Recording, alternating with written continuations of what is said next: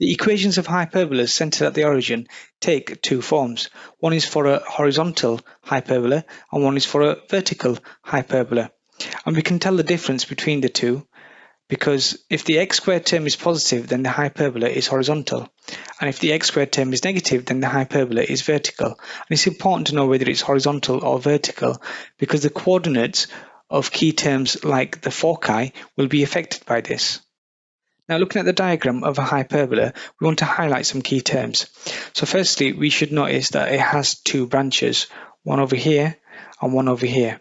Now, any hyperbola has two axes of symmetry. The first one is called the transverse axis. Now, this one is horizontal, so we know that this hyperbola is horizontal. And the other axis is what we call the conjugate axis. Okay, and they are perpendicular to each other at the center. Now, the endpoints of a transverse axis is what we call vertices. And the vertices are always a units away from the center of the hyperbola. And the endpoints of a conjugate axis are what we call covertices. And these are always b units away from the center of the hyperbola. And then we have the foci, which are two fixed points. And these are always c units away from the center of the hyperbola. And then lastly, we have the asymptotes. And we've studied asymptotes before, so we know that the graph of the parabola, the hyperbola that we have in blue, will get closer and closer to the asymptotes, but will never quite reach the asymptotes. And again, we have the equations for these over here. And again, the horizontal or vertical orientation matters, so we need to make sure we know which orientation the hyperbola is because it will affect the equation that we use to find out the asymptotes or the equation of the asymptotes. Now, going through some key points, the foci and vertices always lie on the transverse axis. So this is important to remember. And the values of A, B, and C, so we know the values of A, B, and C, which are related to the vertices, covertices, and the foci, are related by this equation here. C squared equals A squared plus B squared. Now, it's important to remember the order of how we've written this because there's a similar relationship for A, B, and C for an ellipse. But for an ellipse, it's A squared equals B squared plus C squared. For a hyperbola, it's what we have over here. Now, the final point is that the value of 2a represents the constant difference. Okay, so let's try and see what we mean by this final point. So if I pick a point on a hyperbola, doesn't matter which point, and I work out the distance to one focus from this point, and the distance to the other focus from the same point, the constant difference between the distances will always be equal to 2a. Now in example 1, we want to write an equation for a hyperbola with vertices at -4, 0 and 4, 0, and foci at -5, 0 and 5, 0. Now the first step we want to do is find the center. And we can find the center by working out the midpoints of either the vertices or the foci. In this example, we look at the vertices. Now to find the midpoint, we simply add the x values and half it, and add the y values and half it. So in our example, -4 plus 4 is 0, 0 divided by 2 is 0. And we can see the same for the y values, 0 plus 0 is 0, 0 divided by 2 is 0. So this is the center or the coordinates for the center of our hyperbola. Our second step is to find the values of a, b, and c. Now, we know that a is the distance between a vertex and the center. So we can see here that the center has coordinates 0, 0, and these two vertices are 4 units away from the center. So we know that a equals 4. And we know that c is the distance between a focus and the center. So if we look at the foci here, we can see they are 5 units away from the center. So we know that c equals 5. Now that we know a and c, we know or should be able to recall this relation, c squared equals a squared plus b squared. And we can substitute these two values into this equation to give the following, and we can solve for b squared. So if we square both these two numbers, we end up with 16 and 25. And then when we solve for b squared, we end up with b squared equals 9. So b equals 3. Now for step 3, we want to write the equation of the hyperbola. Now in fact there's two equations, if you recall. We have one for a horizontal hyperbola and one for a vertical hyperbola.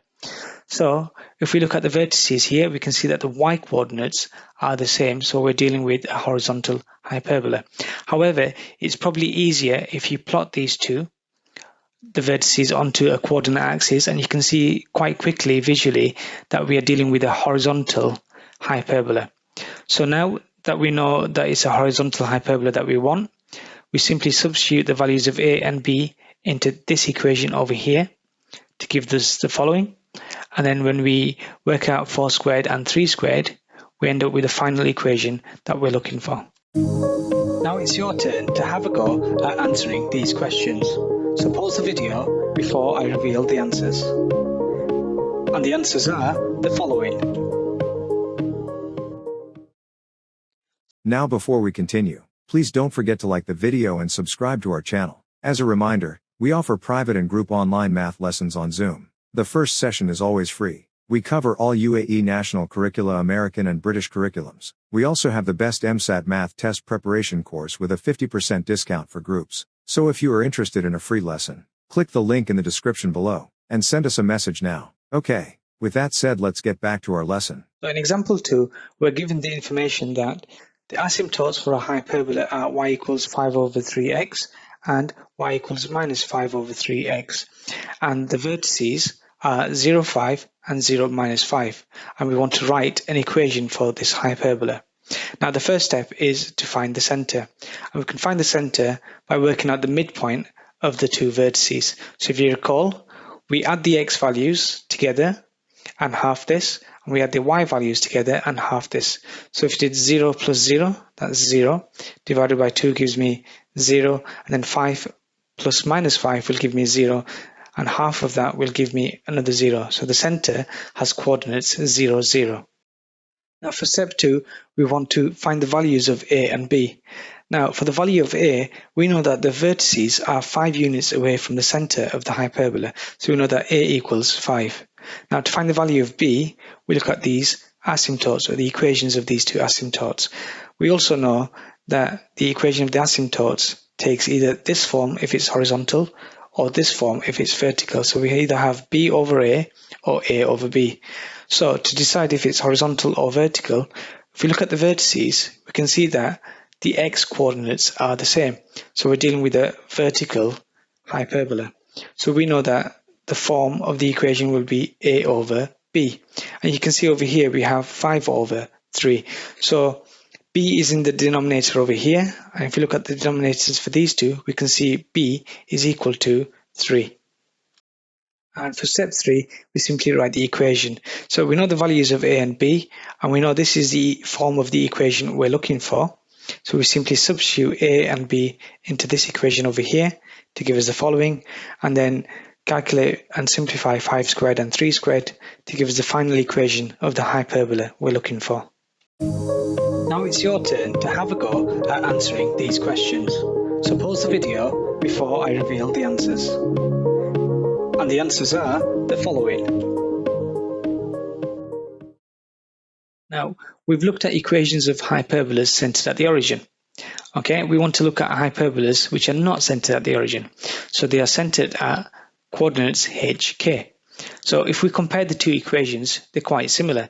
We can see that the x squared term has just simply been replaced with x minus h all squared, and the y squared term has simply been replaced with y minus k all squared.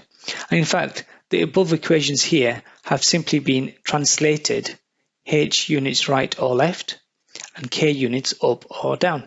Now, if you look at this diagram, we have a hyperbola centered at the origin. If we translate this hyperbola, h units to the right and k units up, we can see that the size and the shape of the hyperbola remains the same. However, the position of the center of the hyperbolas have changed. Now, for example 3, we want to graph this equation of a hyperbola, and we want to then identify the vertices, the foci, and the asymptotes. Now, the first step is again to find the center. So we can see here that h is equal to 3 and k is equal to minus 2, which I've written here. So therefore, the center of the hyperbola will have coordinates 3 and minus 2. Now for step 2, we want to find the values of a, b, and c. Now we know that a squared is equal to 4. So therefore, a equals 2. And we know that b squared is equal to 16. So therefore, b equals 4. And then we should recall this equation here. C squared equals a squared plus b squared. We can substitute these two into this equation to give us the following. And we can work out 2 squared and 4 squared to give us 4 plus 16. And this will simplify to give us c squared equals 20. And we take the square root of both sides to give us c equals square root of 20, or about 4.47. Now for step 3, we want to identify the vertices and foci. So we need to know the orientation of this hyperbola. So we can see that we would end up with a positive x squared term. So this tells us the hyperbola is horizontal. Now the vertices are 2 units away from the center. So because it's horizontal, we would simply add and subtract 2 units from the x coordinate while the y coordinate remains the same. So if we did 3 plus 2, we would end up with 5 minus 2. And then 3 minus 2 will give me 1 minus 2. And similarly for the foci, we would add 4.47 units to the x coordinate of the center.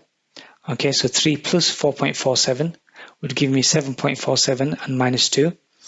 And then also subtract 4.47 from the x coordinate. So 3 minus 4.47 would give me minus 1.47, with the y coordinate remaining as minus 2. Now for step 4, we want to find out the equation of the asymptotes. Now because this is a horizontal hyperbola, the equation of the asymptote will take this form. Now we know the value of h is equal to 3 and the value of k is equal to minus 2. Okay, and what we need to then simply do is substitute a, b, h and k into this equation here to give us the following. And when we simplify these, we will end up with 2 equations, y equals 2x minus 8 and y equals minus 2x plus 4 for the asymptotes. Now for step 5, we'll graph the hyperbola. So here's our coordinate axis.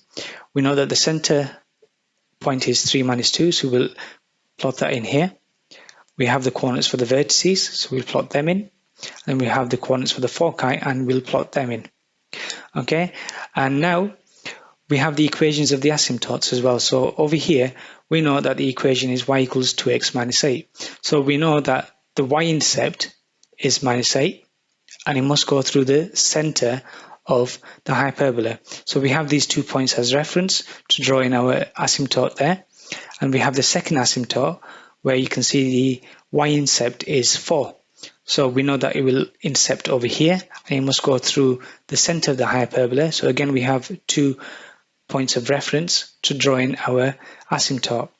And then you should recall a hyperbola has 2 branches and they must go through the vertices. So using the guidance of these asymptotes and knowing that it must go through the vertices, here's our first branch. And again, same thing on the right hand side. Okay, using the guidance of the asymptotes, and we know it must go through this vertex here. We have the branch on the right hand side, and this completes the graph of the equation over here. So you can see we've graphed this equation over here. We've identified the vertices over here and the foci over here, and we also have the equation of the asymptotes, and this completes the question. Now it's your turn to have a go at answering these questions. So pause the video before I reveal the answers. And the answers are the following.